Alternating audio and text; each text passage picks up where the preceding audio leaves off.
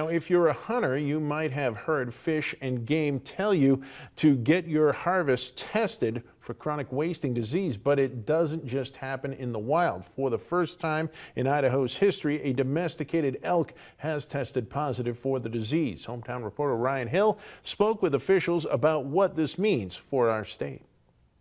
This is the first one in the history of the state's domestic cervidae program, so these were captive elk. The Department of Agriculture says the herd of elk originally came from a farm in Alberta, Canada, and were brought to a farm in Madison County about a year and a half ago. State veterinarian Scott Libesley says the department later received a call from the Canadian farm that an elk on their farm tested positive for chronic wasting disease.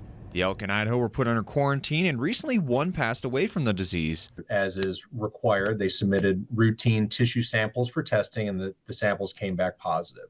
The elk remain under quarantine, but have not had any contact with any other animals in or outside the farm. However, there's no way to tell if the other elk are infected with CWD unless they die and they are tested. The other problem is the disease can remain dormant for years before showing signs. And those may include wasting away, they have muscle loss, they may have some neurologic symptoms, and that's an advanced stage. Officials with the Idaho Department of Fish and Game says they mostly see cases of CWD in wild deer.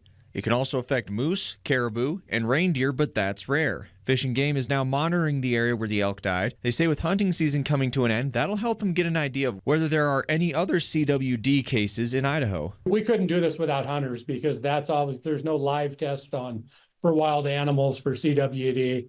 And without them, we really wouldn't be able to do the testing that we do and know what we know. Any hunters wanting to test their meat or report an animal they believe is suffering from chronic wasting disease can call their local Fish and Game office. Ryan Hill, KMVT News.